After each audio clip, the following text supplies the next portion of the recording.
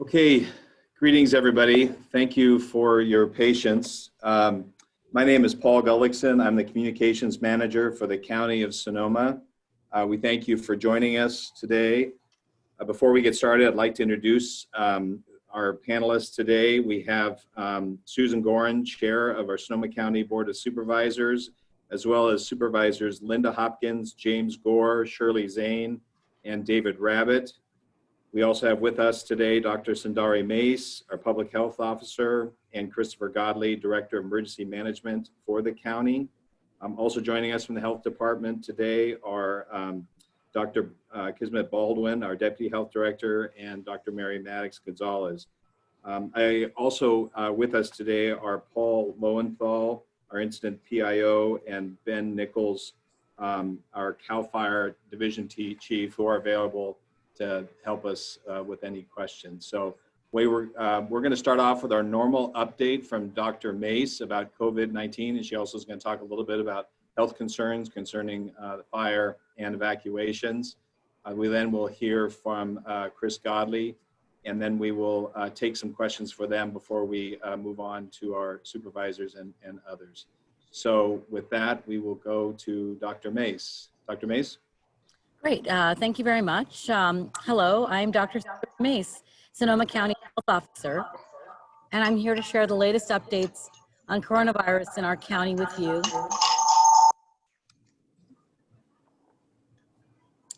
Okay, and I would like to share the updates and talk a little bit about the compounding risks associated with the fires.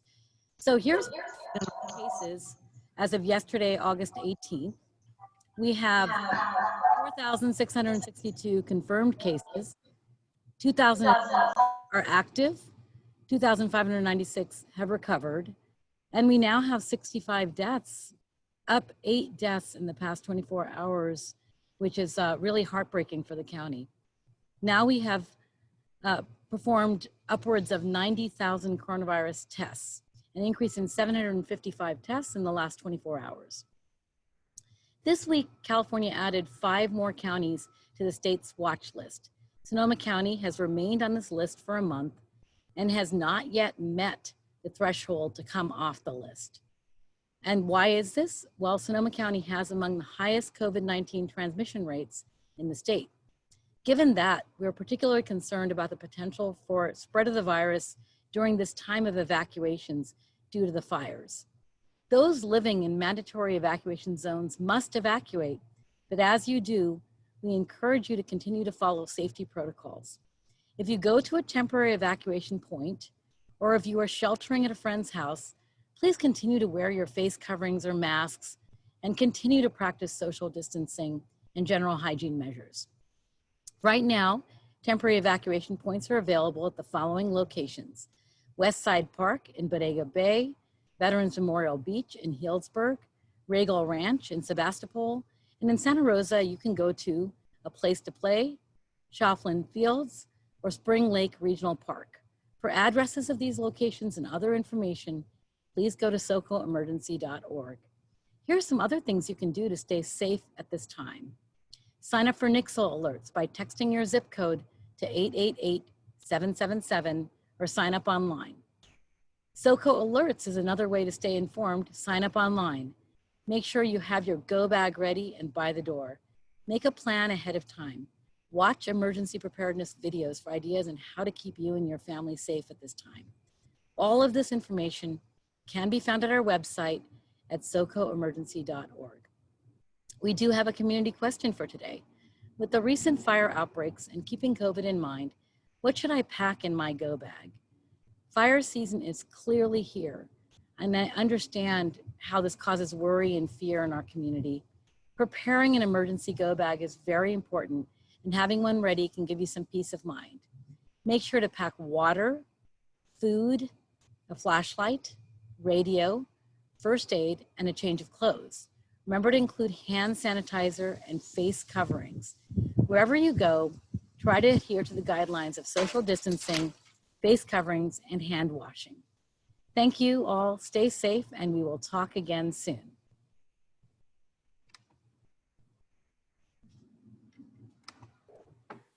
Okay, thank you, Dr. Mace. We're now going to go to Christopher Godley, who's going to give us an update on the fire incidents.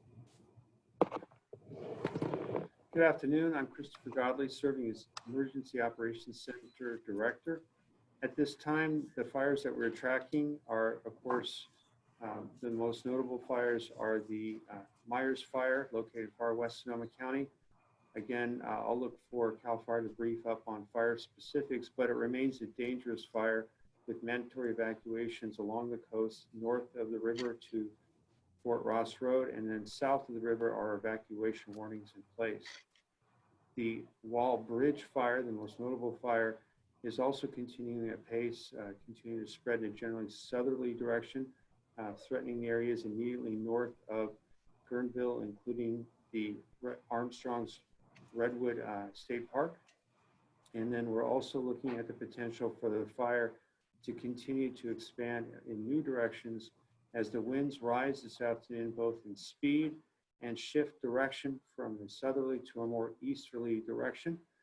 Given that, in addition to the evacuation orders issued last night for areas immediately adjacent and north of the river, evacuation warnings have been issued for areas south of the river, along the lower Russian River area, and continuing up into central Sonoma County. Again, parallel to the river, warnings have been issued along the east side of the river up to and further east to the towns of Windsor and Healdsburg, and Highway 101 marking the furthest eastern limit for those evacuation warnings. Temporary evacuation points have been established in 6 locations to enable individuals that are leaving that area to identify themselves, determine if they need additional resources such as shelter, and also receive information. We are currently operating 1 congregate care shelter located at the Sonoma County Fairgrounds.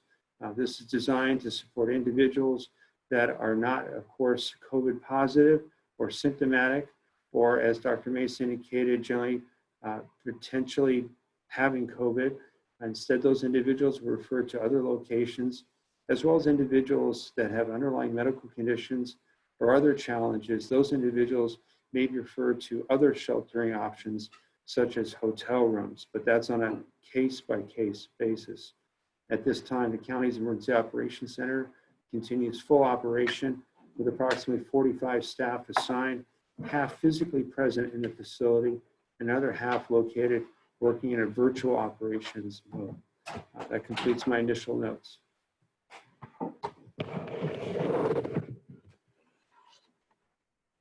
Okay, thank you, Chris.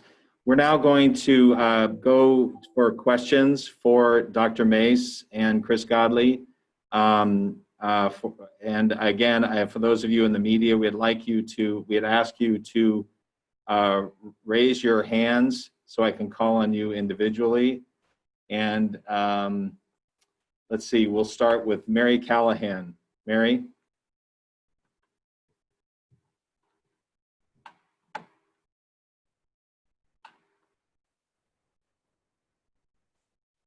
Mary, can we hear you?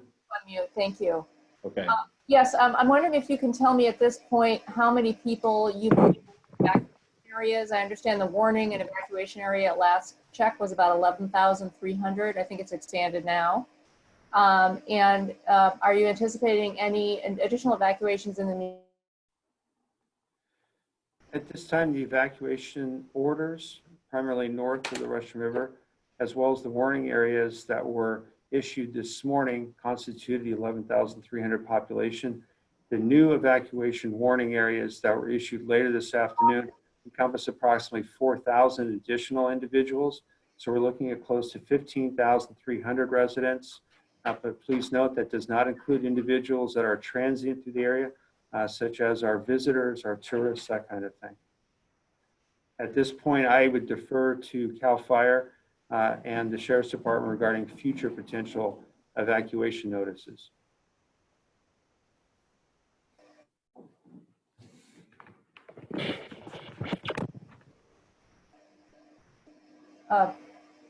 is that something that Paul Lowenthal can address? Paul, do you want to speak to that? We have Paul Lowenthal here, our incident PIO. Yeah, so as Mr. Godley was saying, those evacuation orders and warnings do remain in place. However, fire operations, both from the CAL FIRE Incident Management Team, as well as the Sheriff's Department here locally, are continuing to coordinate. There are two concerns right now. On the Myers fire, the north side of that fire, they're trying to hold it south of Fort Ross Road. The other three sides of the fire essentially are holding right now. I actually just talked to the branch, who is one of our battalion chiefs from Petaluma, who's operating here out of the Guerneville Fire Station that you can see over my shoulder. I've also been in communication regarding the Walbridge fire. That fire right now is pushing to the southeast. There's conflicting reports given the size of the fire on different wind directions. But with the red flag warning conditions that we're seeing far out to the east of us in Napa County, those winds, the north-northeast winds, are pushing the fire predominantly to the southeast.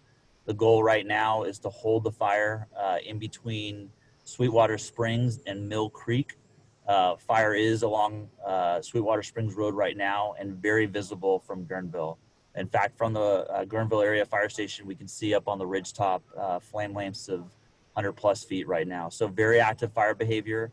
This is exactly why we've got great coordination taking place between the county, the Sheriff's Department, CAL FIRE, to make sure that the orders and the warnings that are in place are there for a reason. We're seeing erratic fire behavior in Napa County, here locally in Sonoma County, especially as the weather conditions deteriorate in the afternoon. And we're seeing new starts, unfortunately, up in the Lake County area as well. So a lot of fires, unfortunately, burning in the northern region, but we have resources from all across the state here in Sonoma County. And we've also seen what we refer to as our all-call, where there's been 2 of them so far today, where additional resources from our staff fire stations across Sonoma County are continuing to push into the Guerneville area, Mill Creek area, Skag Springs Road area, dedicated to providing additional resources based on the needs here locally.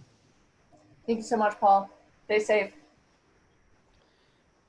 Okay, thank you, Paul. Again, I'd like to ask everybody just to slow down a little bit and give our interpreter, our Spanish interpreter, Sylvia, a chance to catch up with you. So we'll now go to Martin ESPINOZA. Hi there, everybody. So I understand that evacuees will be screened before they enter any shelter, and those who are positive or symptomatic or have been exposed to the virus will be sheltered at a different location. Do we know where that is? Yeah, thanks for the question, Martin. We are working on just that. And yes, we will be screening everybody who comes to be sheltered with a symptom review as well as a temperature check. And then based on the findings, then we'll consider where they need to go. Because obviously people who have symptoms or a fever or have been in contact with someone with COVID will have to also have a test. So working all that out. And I don't know if Dr. Baldwin wanted to add anything more. No, that's pretty much where we're at. We're looking at our current alternate care site facility for people who are already diagnosed as positive for COVID-19 or have symptoms or a close contact to someone who is positive or diagnosed with COVID-19.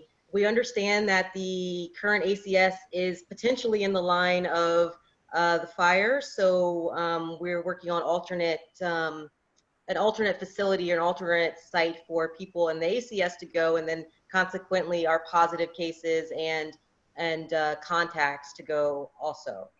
And we've also had a call with the state, DSS and CDPH, to help out with any resources that we need. In fact, they reached out to us and we've had a call with them, and hopefully we'll be getting resources from them as well. We're hearing that we're not seeing a lot of people going to some of the shelters. One of the things I was going to ask is whether, given the special challenges of setting up an evac shelter during a pandemic, do we have enough space? Do you feel confident that we have enough space for evacuees who need it? I think currently we do. If it continues to, the fires continue to expand and more people are going to be needing to be evacuated, that's something we're definitely working on, trying to locate some other facilities that can house people. But I think currently with the two areas that we're looking at right now, we have space for people. Thank you. Okay, thank you, Martin. We'll now go to Vesta Copestakes. Vesta? Can you hear me? Yes. Okay. The people out here on the river are concerned that there's rumors flying that the fire has made it down into the floor of Armstrong Woods. Has it made it that far?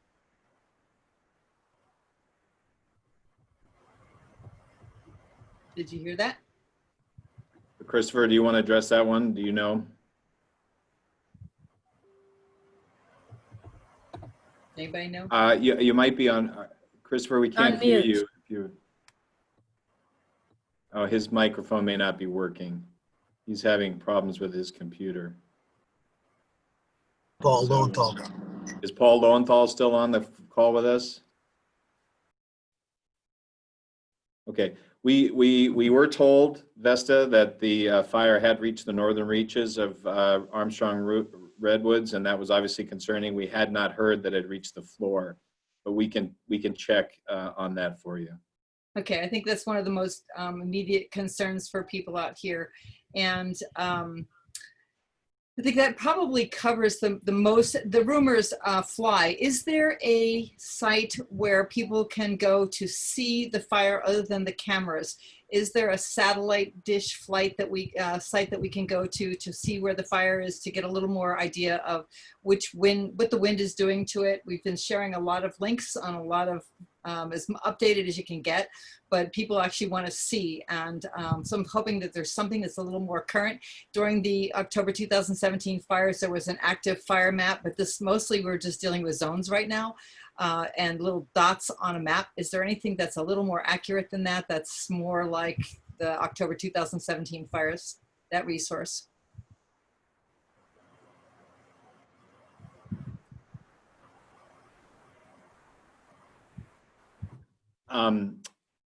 So there's obviously various vantage points you can see where the fire is from, but the cameras are certainly the best vantage point for those who want to track the spread of the fire. And that's obviously been a great resource that has been available to us now.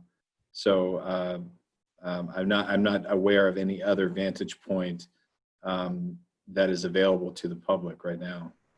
Okay, so I think the Kincaid fire also had maps that people could follow. So we do not have those maps yet for these fires. Right, look at that. Christopher's going, we do not have those maps available for these fires. Thank you, Christopher. Little binky binkies, yes. Okay, that helps because people just are asking a million questions. And when they look at the fire cameras, they can't tell which way the wind is going. So we've been using the Bentuski wind site as a guide for wind.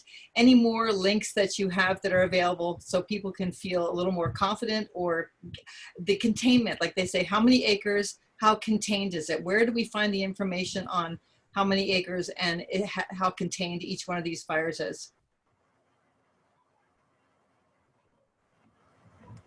Vesta, I do want to let you know, we do have maps available on socoemergency.org, and they are overlays of the flyovers that CAL FIRE does twice a day, once in the morning and once in the evening. So that is one way to track the fire as it goes. Those are the ones with the little red squares? Yes, right. Okay, so that's as much as we got right now. Okay. Correct. Okay. And Myers fire is, the rumors are that it's contained, but that's not true. Am I right from what you said earlier? It is, that's correct. Yes. Okay. But right. It's not spreading. It's not spreading. Okay. Yeah. Can I just jump in with a response as a former GIS nerd and speak on behalf of the GIS team? I know that they incorporate new layers as the data becomes available, partly because this fire is so young still. You know, we don't have the satellite data that often takes 24 hours to post. And so, you know, I have seen the GIS team already adding new layers throughout today, and I would anticipate new data being, you know, incorporated as it becomes available, just having worked with these folks. So, you know, Vesta, I think the answer is not just no, it's not yet. And hopefully we can get some more data incorporated as that data becomes available from CAL FIRE as well as from satellite data. Thank you, Linda. You've been a great resource. Okay, let's go to Julie Johnson. Julie. Thank you. So obviously, and this, I hope Paul Lowenthal is still here, because this question is probably for him and Chris Godley, but mutual aid is a big issue with these fires, and specifically air support. And so I want to know kind of a specific question, if you know whether there were any water or retardant drops Tuesday on these fires. And then secondly, what sort of concerns you might have about the availability or not availability of air support, given the pressure on fires in California right now.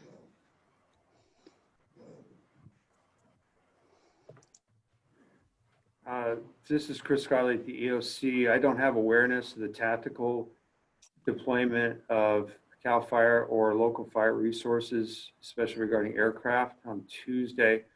I'm not even sure Paul's going to have that level of detail. Of course, statewide, there's concern about the availability of fire assets. It's a full court press. The governor really addressed it meaningfully today in his press conference. The state has invested significantly, especially in the last couple of years, in developing additional resources, including aircraft. So it's certainly not for a lack of focus or even funding in recent years that we may see this challenge. It literally is a simultaneous, multiple jurisdictions requiring that same asset at the same time. Paul, if you may have more to add on that. Yeah, I apologize. I was kicked off for service out here. The question was regarding air assets and availability. Yes, we are absolutely stretched in right now. We recognize that part of the way the incident is being run as a complex is it's enabling the incident as well as the region to coordinate where the priorities are. So you're going to see the aircraft used where there's the life threat, the property threat, ahead of where some of the other fires are burning actively in open, undeveloped space and lands. But yes, absolutely, we are stretched very thin on air resources, and you're also seeing that with ground resources. Some of the firefighters that were discussed this morning in the briefing at the fairgrounds in Calistoga had been on the line since the beginning. So 72 hours fighting fire in 100+ degree temperatures. So we recognize it, and unfortunately we're still continuing to see additional fires, like I talked about earlier, pop up. How, as a follow, how is that going to affect sort of the strategy and the ability for fire crews to prevent the fire from getting down into Guerneville, getting east to Healdsburg and Windsor? How does that hamper your effort? So aircraft are one of many tools that we utilize. We have a number of dozers, firefighters that are continuing to work in the area. So not having the additional resources comes in means those firefighters are working longer than they had in the past. And I apologize if I'm losing service out here. Okay, thank you. Okay, thank you, Julie. Let's go to Catherine Ho. Catherine.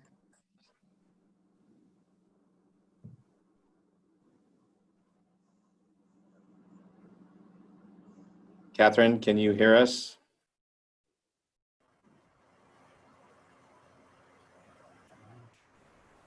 Hi, can you hear me? Yes. Okay, sorry about that. I think this question is for Dr. Mace. I'm wondering if the fires or the air quality concerns are affecting any of your outdoor COVID testing sites. Are you thinking about temporarily closing any of those, or is that not really on the table? Yeah, very good question. We did go out and check out the OptumServe sites earlier today. Those are the main sites that are open now for COVID testing. And I think they're up and running. I don't think they've been affected this time. It's possible that the number of appointments might be less. In other words, people may not be showing up for appointments. That we'll check in and see and report back on that. But as of what I know so far, I think they're up and running. Okay, thank you. Okay, let's go Nashley Chavez with us. Hi, thank you. I have three just very short fact-checking questions. The first is I'm trying to understand the combined number of people evacuated and under an evacuation warning. I think it was 15,300, and previously it was 11,300, but I want to double check.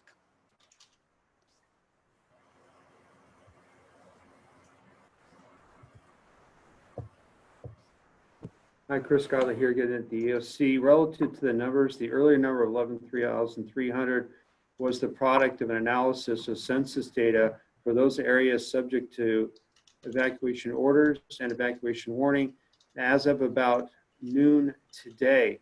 Subsequent to that analysis, we produced additional evacuation warnings for areas south of the river and especially towards the east.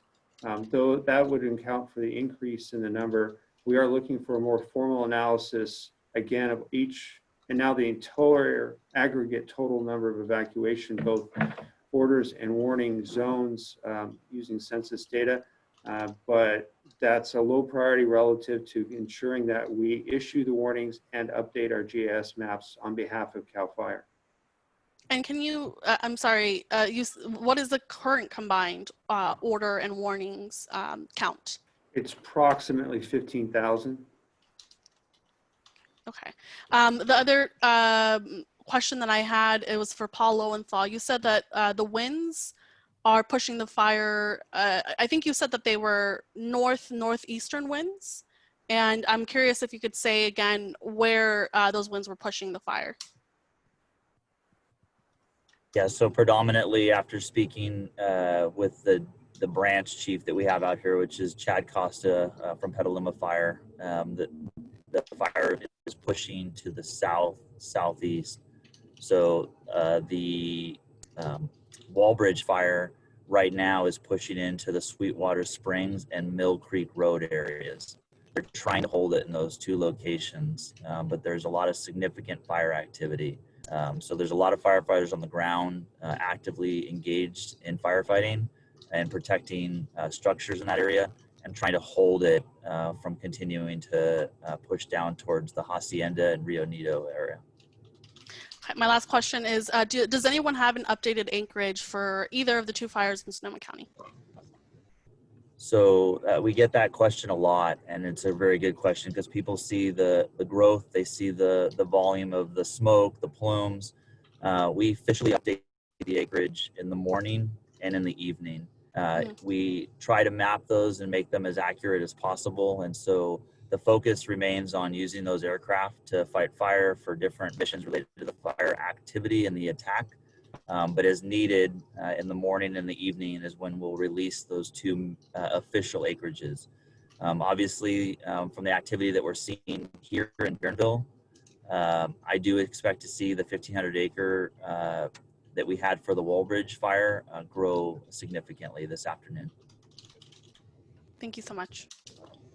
Okay, thank you, Nichelle. Let's go to Payton Potter. Payton? Hi, can you hear me? Yes. Okay, good, thank you. So we heard, I guess, earlier today that we were looking at about 50 homes and structures destroyed in Sonoma County so far. Do we have an updated number on that? So that number, I don't believe, came out of Sonoma County. I'll turn it over to Paul. Yeah, so that's a number that's given for the entire complex, and those were numbers that were developed early this morning. So given the number of fires that we have and the counties involved, one of the priorities is going to be to start breaking out a lot of that information. The 50 structures that were destroyed were for the overall complex. The one number that we did clarify was the 4 civilian injuries that were burned last night. were all in Napa County. None of those injuries occurred here locally. But we do understand the needs of our community, especially following what we saw in 2017 and again 2019, that this community wants to know the information that's specific to the county, and we're working aggressively to get them that, so that we have some numbers that are specific to here, as opposed to the overall numbers for the entire complex. Thank you. So for now, the number that we have, the 50 looking at the entire complex, is that sort of where we stand on the most recent information? Correct. As of this morning, the 50 is the number that we have. And again, the official releases for structures destroyed and or damaged, injuries to civilians and firefighters, as well as the acreage, will come out in the morning and the evening. And then the real-time information that you'll typically get between those 2 points is often related to evacuations, changes of shelter needs, warnings, things of that nature. Okay, excellent. Thanks, Paul. Okay, let's go to Maggie Fusek. Maggie? Hello, can you hear me? Yes, you're on. Okay, great. My question is about the maps that are being sent out with the Sonoma Sheriff Nixel updates on the warnings and orders for evacuations. The maps seem to be confusing. They're confusing me, and I'm a reporter, and I'm also seeing comments that they're confusing the some of the readers. And so is there any way that we can clarify, like, is there any way that if those are pre-existing maps, is there any way that can readers go on ahead of time and find out their exact grid number? Would you think that would help with the confusion?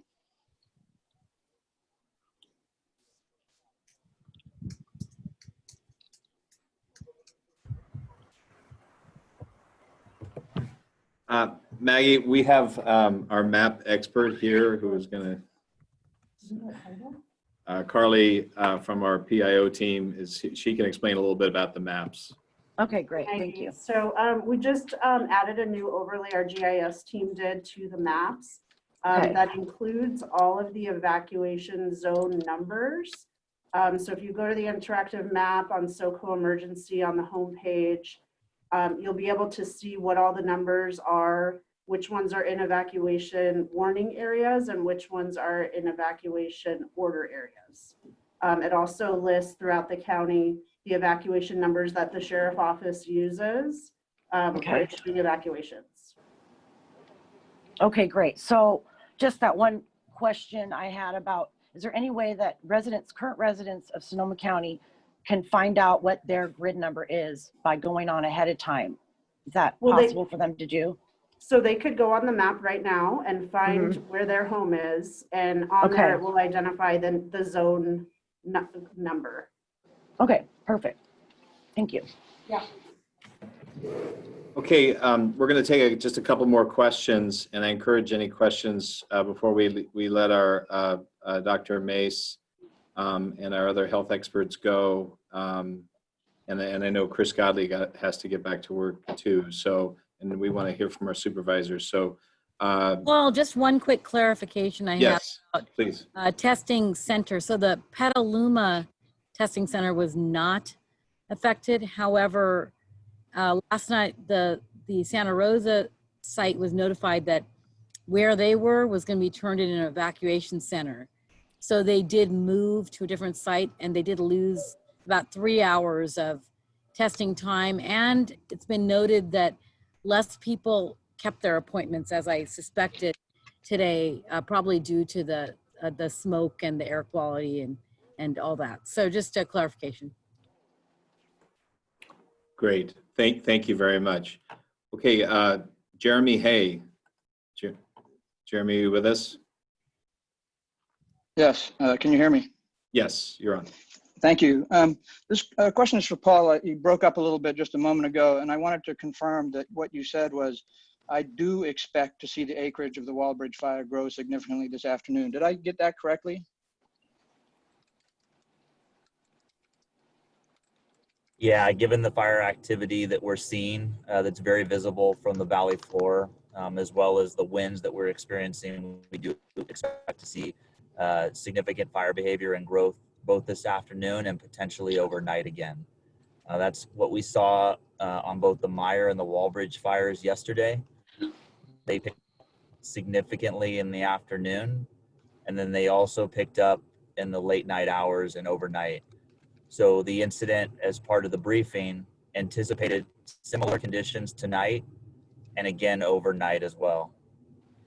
Thank you, Paul. When you say you expect it to grow significantly this afternoon, perhaps overnight, can you say in which direction? I mean, does it? Right now, the fire has been moving in a south-southeast direction. Okay. But it's also important to know that even though the fire itself is pushing predominantly that one direction, the fire itself is 0% contained. So you also have backing fires moving in all different directions as well.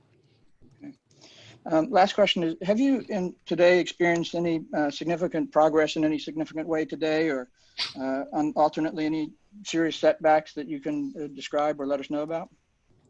The conditions that we're facing are the high temperatures, low humidities, winds, and critically dry fuels. We're also dealing with areas that don't have any significant historical burn. You look at the beautiful hillsides that we have out here, the redwoods. There's a lot of heavy timber, a lot of fuels that haven't burned in a long time. So that's a challenge to us. As the fire moves into those areas, it's burning very hot, and in some cases pretty rapidly. Again, it just right now from what issues we're experiencing today, that'll be part of the briefing that those firefighters bring back after their operational period, and that we use to establish our priorities for tomorrow. Thank you, Paul. Be safe. Okay, I'm going to lower all hands, and I'm just going to ask if anybody has any last questions for Dr. Mace or Dr. Baldwin before we let them go. Okay, Martin. Can you hear me? Okay. So, Dr. Mace, 197 cases reported yesterday, another 8 deaths. I know those date back to Friday, some of those. We're seeing counties in Southern California, like San Diego, coming off the watch list. San Francisco, according to the governor today, said he expects to come off the list as early as Thursday. On the other hand, Sonoma County continues to see transmission rates greater than 200 per 100,000 residents for the past 14 days. What are we doing wrong? Are we losing the fight against the virus? Well, we're definitely not losing the fight against the virus, and I wouldn't say we're doing anything wrong per se. Keep in mind that our increase in cases happened about a month to 6 weeks behind the counties that you just mentioned, that are San Francisco and maybe you mentioned San Diego, I'm not sure. So we were behind them to start off with, so we are seeing the course of cases that they saw earlier on. Having said that, it's another really important time for us to underline the important messages to the community that we need to follow all of the mitigation measures, the non-pharmaceutical interventions like the masks or facial coverings, the social or physical distancing, general hygiene measures, stay at home if we're ill, get tested, and try as much as possible not to have gatherings outside of the household. Those are the ways in which we can mitigate the transmission and spread. Now, as for the increased numbers of cases, some of the increase in numbers is definitely due to the delayed reporting and a lot of cases being reported at once that weren't reported previously. However, it is true that we're having a lot of cases too. And in that vein, I just want to note that, with the fire situation, we even more have to be very careful about the mitigation measures as people are going into shelters, as people have to leave their homes and evacuate. So we need to be very clear that to follow the mitigation measures, we are on the watch list. And as I've said before, I think we're going to remain on the watch list here for a while. And I'm asking everybody to try their best to follow mitigation measures so that we can get off. Just one last thing. Given the poor air quality, I've heard some concerns from medical providers, particularly in the West County, that there may not be enough N95 masks for evacuees or others who may need them. Because those are obviously being used by providers. Can you address that issue? Do we have enough? Yeah, I think, well, at the time, I haven't heard of a PPE shortage, but certainly if the fires continue and more people are evacuated and the air quality becomes poorer, then we may be facing that kind of shortage. Again, I again want to underline that the masks that have the one-way valves shouldn't be used at this time, because that could be a way in which COVID is more easily transmitted from a person who is asymptomatic and has COVID who's wearing one of those masks. So do not use those masks. And keep in mind that even the paper masks or the cloth facial coverings do offer protection, and everybody should have access to a cloth facial covering. Thank you. Okay, thank you, Martin. Thank you, Dr. Mace. Mary Callahan, do you have a question? I'm sorry, I had a fire question. I apologize. Okay. Anybody else with a question? Okay, well, I think we'll end it there we want to thank Dr. Mace and Dr. Baldwin and Dr. Mary Max Gonzalez for joining us. You're welcome to stay on. I think we want to, I'd like to go now to our supervisors and hear from them. They have some observations they'd like to share. And I think we'll start with our chair, Susan Gorin. Susan? She's muted. Early, got it. Thank you, Paul, and thank you to everyone in our Emergency Operations Center who've been working essentially around the clock on this fire. This is indeed another challenging day for Sonoma County. After all that we've been through in recent years, our resiliency once again is being put to the test. Speaking on behalf of all of the Board of Supervisors, all of us are proud of what we are witnessing within our communities. People helping people, firefighters and other first responders working around the clock, and volunteers stepping up to assist strangers in need, all to help our community get through another crisis. We are indeed Sonoma strong. I want to applaud all of you, and especially our firefighters who are working with limited resources this time, given the heightened demands on firefighting crews throughout the region and California. As one who lost her home in the fire in 2017, I know well the anguish and anxiety that so many in our community are feeling right now. But I also know well the gratitude that all of us feel as we see our fire crews working to get these fires under control, to save their homes and businesses. Now I'd like to turn to Supervisor Linda Hopkins, and our thoughts and prayers are out to you and the residents of the West County who are really feeling the brunt of the fires. Thank you, Linda, for all that you are doing.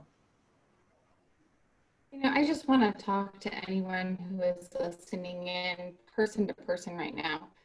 There's no way around it. You are potentially displaced from your home, not knowing if you're ever going to be able to return to it, stalking the, online fire cameras, trying to comb social media and press and, radio for any kind of a clue as to what the fire is going to do. And unfortunately, we are in a very volatile phase of this fire, as you heard from Paul Lowenthal. And unfortunately, there's a lot of unknown in the next 12 to 24 hours. But I just want you to know that I am with you every step of the way. I've worked 22 out of the last 24 hours. I've been on the phone with fire chiefs, with state officials. If there are resources that are needed, how can we problem solve to creatively bring in new resources for the community? Do they need dozers? Let's connect them to a local contractor. So, we are coming together as a community and we will get through this. And yes, I just want to acknowledge that it sucks. And I am with you every step of the way. I am fortunate enough to be just on this other side of a mandatory evacuation zone. But I, have seen my friends and, and family members be evacuated. And so I just want you to know that I'm with you and we're going to get through this and we're going to keep fighting. And just thoughts and prayers are with our amazing, heroic firefighters who are out there trying to defend the town of Guerneville and the community of Rio Nido today and tonight. So thank you all and stay strong. We'll get through this. Okay, thank you, Supervisor Hopkins. We'd now like to go to Supervisor Gore in the 4th District. Yeah, thank you, Paul. I'll keep it quick as well, and I apologize, but I'll have to jump off after these comments. Have to deal with some craziness out here. The only thing I want to say is that as Paul Lowenthal talked about with Cal Fires, is that the real fight is up in the hills tonight, Sweetwater Springs Road through Mill Creek. That's right on the edge of both Supervisor Hopkins and I's district.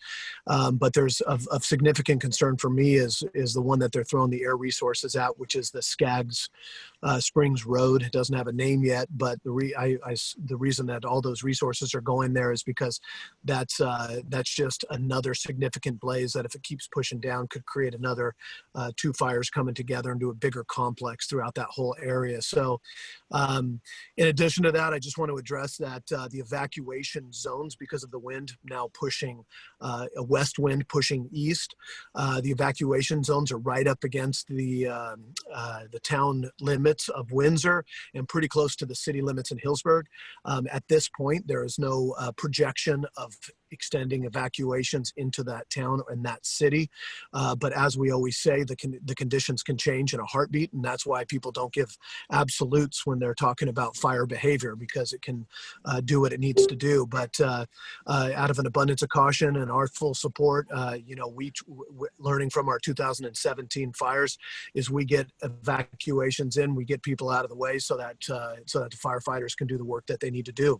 So just want to kind of quell some of the fears and the frenzy of a couple of the notes that I get coming in from Windsor and Hillsburg in my district. It doesn't mean there isn't risk. There is still risk, but currently as it stands is those evacuation zones. That is not where the fire is, and is projected to be tonight and in tomorrow. We'll have to check in again at that point, but that's the update for now. Thank you very much. Thank you, Supervisor Gore. Before we go to Supervisor Zane, I've asked Chris Godley has an update on some of the numbers that he wants to share with you. Yeah, very briefly, I did ask our GIS team to conduct that analysis while we were on the call. At this time, the population, again, not including in individuals traveling through the area, but our resident population subject to evacuation warnings is approximately 8,000. Those subject to evacuation orders is about 7,700.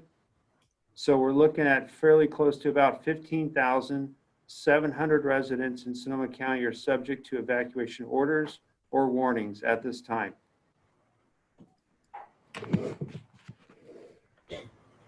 Okay, thank you, Chris. Supervisor Zane, you had some thoughts you wanted to share?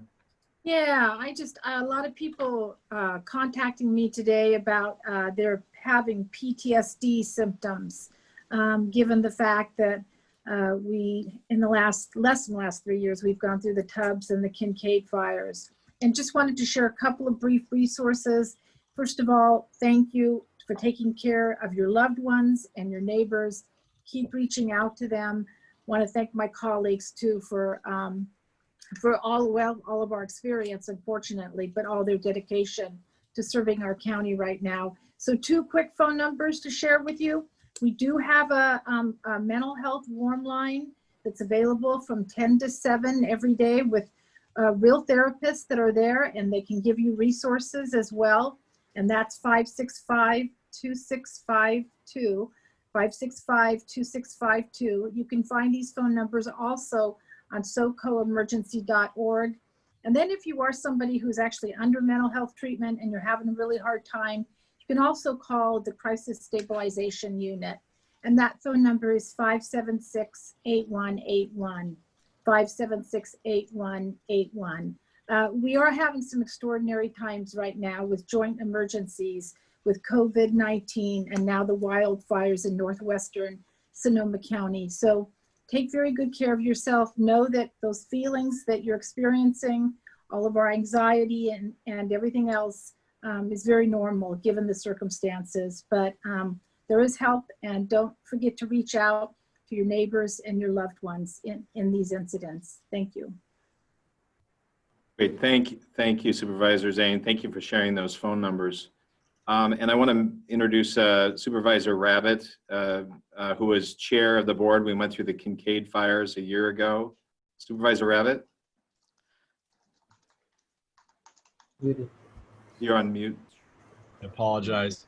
Thank you, Paul. And I just want to recognize, of course, all the first responders that are out there and battling. And as Mr. Lowenthal mentioned, you know, these firefighters are usually you're on the line for 48 hours before you get your first break. And I believe in this particular case, because of the number of fires in California, that's been increased to 72. They're doing a tremendous job, and all the support behind them as well. I just want to say thank you to our, to our emergency management team within the county, to all those that are working on the shelters and all the other pieces that fall into place with this. But to really recognize those folks, and it comes personal when my own son is working with CAL FIRE as a firefighter. California today has, 367 active fires, 23 of them major fires. We are stretched thin, and we have to recognize that. The aircraft are few and far between. We would love a lot more. In the Kincaid fire, we were the only show in town, and everyone showed up. This time around, we have to make do with what we have and really just stay on top of things. And I think it reminds us, if we're outside of the fire area, that it's early in the year and we need to stay prepared because we will have more red flag days and we'll have more volatile weather. And you know, it's only mid-August. So not to put too much of a scare in folks, but I think that we need to make sure that we stay on top of things. That Sonoma County is used to this. Sonoma County is strong, but it is getting old, as we all said. And I just want to say thank you to all those that are out there putting their sweat and toiling away at trying to keep us safe. So thank you. Okay, well, thank you very much. All right, we'll now go back to questions. Once again, raise your hand and I will call on you as we go. We'll start with Mary Callahan. Mary? Thank you. So I just wanted to ask sort of about the outlook for the next couple of days. When we had the Kincaid fire and we had this very high wind and we had this concern about the direction of the fire, and we had this vast evacuation because there was this concern about a 24-hour, 36-hour period that perhaps the fire would blow one direction and go all the way to the coast. What is the comparable outlook at this point? We don't have a high wind situation, but what are we concerned about? What do we foresee for the next day or two? So if Paul's still on, he may be able to provide information directly from CAL FIRE, but from the Emergency Operations Center perspective, in our conversations with both CAL FIRE and especially National Weather Service, we expect a very challenging fire weather to continue for the next at least 48 hours. We're looking at winds with gusts. We're looking at high heat. We're looking at winds that may be changing directions as well. Given that the fires that we're looking at are in extremely rugged areas and difficult to access, we expect to be in a firefight for at least the next 3 to 5 days in total. That said, regarding your real question about how big is and bad can this get, at this point, we're blessed in that we do not see the extreme winds that were forecasted and that actually occurred in 2019. At this point, we're looking at a relatively modest weather set, which gives us some hope that even with the challenges facing our firefighters, that we'll be able to make real significant progress, and especially with the coordination and cooperation of the community, maintain the life safety, especially in the more densely populated areas. Linda, you look like you had something you wanted to add. No, I think you summed it up pretty well. Thanks so much.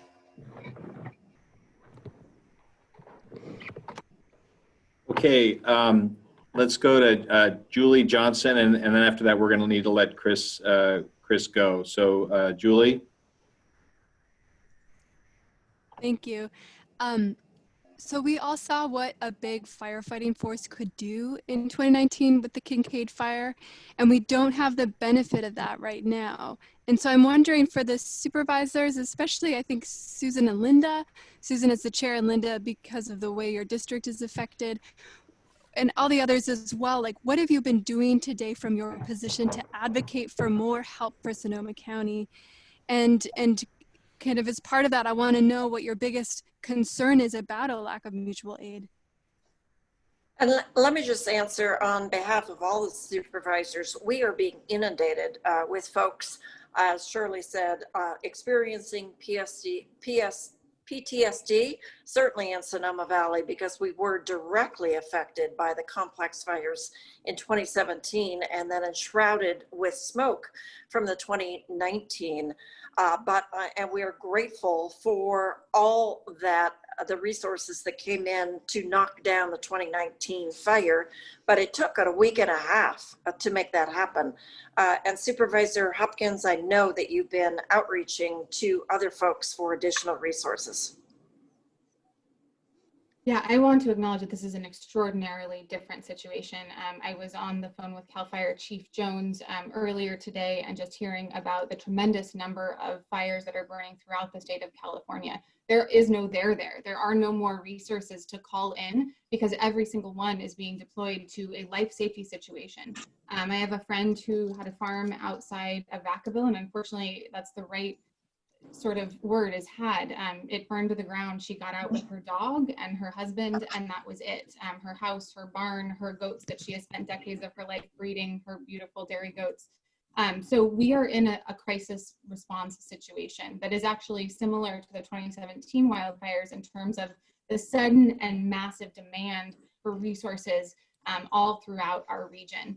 And so some of the things that I've been doing, I was on the phone with Senator McGuire before 6 o'clock this morning, sharing my concerns over scanner reports that I heard overnight regarding the lack of a fuel tender.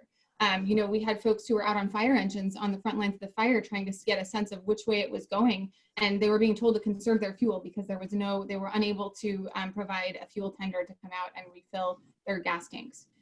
So, you know, a couple of things are happening that are really positive, I think, after sharing some of these concerns. Number one, the state is stepping up and requesting mutual aid from other states. And so hopefully that will start to come in the next, couple of days, and we'll start to see an ability to upsurge. I also believe that we might have an ability to call back some of the folks. I've already heard from a couple of firefighters who are on their way home. We had actually sent engines out to other counties to support other fires, leaving us, shorter on engines at home in this moment. So I've also had some great conversations with city council members who have been offering to help not only identify hotel rooms for fire evacuees, but also actually offering to work with local contractors to identify equipment.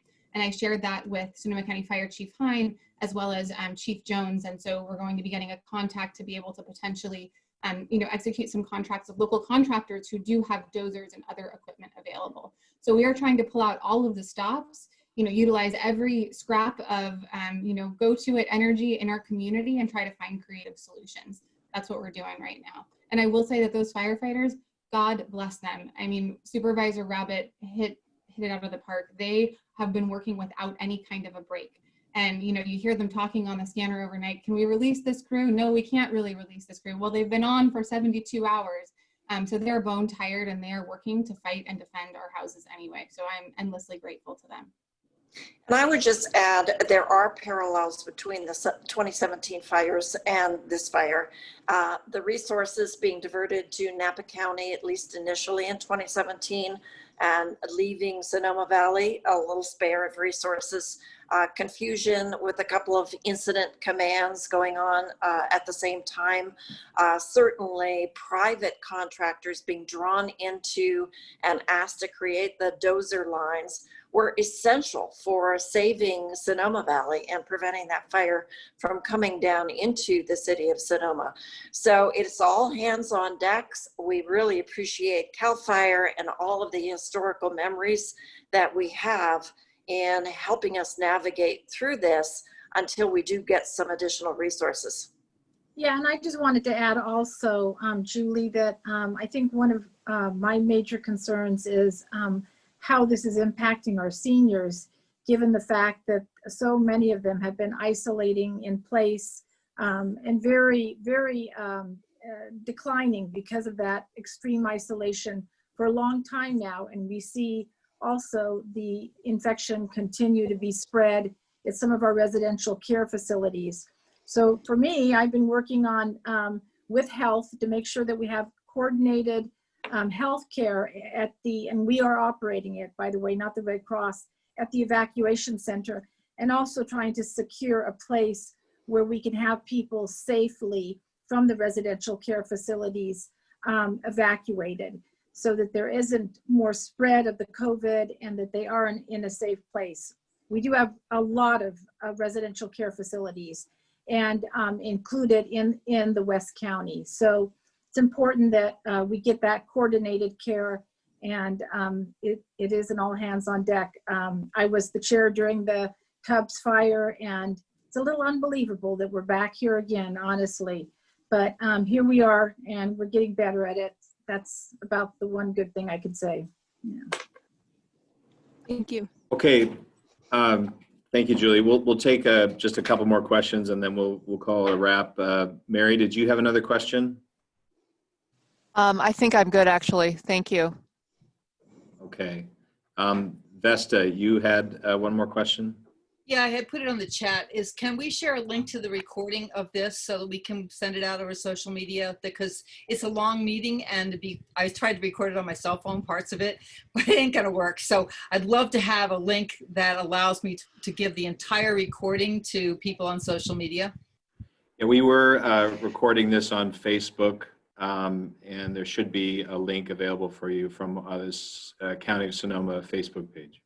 I was told it actually did not get posted on Facebook, Paul, by my staff. There's been some glitches, so we really do need to get that posted up on our Facebook. Okay. Well, we are recording it, and we'll see about getting that up. Okay, that's great. Okay. And then could you maybe on your Facebook page put the links to the updates, so that there are a lot of people who are confused about where to go. We've been sharing a lot of links, and if we could get the links just to remind people of which, and make it an active link so people can just click on it and go to those updates that Paul was talking about that are in the morning and the night, that would really help. Okay. And Paul, actually, I do have another question. I lied. All right, go ahead, Mary. Can someone enlighten me about the secondary fire that I believe Supervisor Gore referenced? I think he said that it was at Skaggs Springs Road. Oh. And he talked about it possibly merging, and I apologize to my fellow reporters if you're already aware of this. He talked about it possibly merging with the Walbridge. From what we understand, it's a relatively small fire in a very treacherous area, and the fire crews are trying to get in there and knock it down before it becomes more problematic. So they are focusing on that this afternoon. I don't have an update on the acreage, but it is a third fire in our region. So not a spot fire from Walbridge, or do we think it might be, or? No, it is a separate fire. Okay. Yes. Do you have a rough vicinity? The only information I have is what you had, that it's along Skaggs Springs Road at near the northern end, as I understand it, of that region, north of the Walbridge fire. Thank you. Okay, with that, we're going to call it an afternoon. Thank you all for joining us, and I want our press friends to know that we are going to be doing another briefing, or we'll be planning a briefing tomorrow at 9 a.m., and we will be sending out advisories about that as that we organize that. So thank you all for being here, and stay safe. Thank you so much for doing this. This was great. Great. Thank you. you. Thank you all. Take care, everyone. Hey, thanks, Julie. Yeah.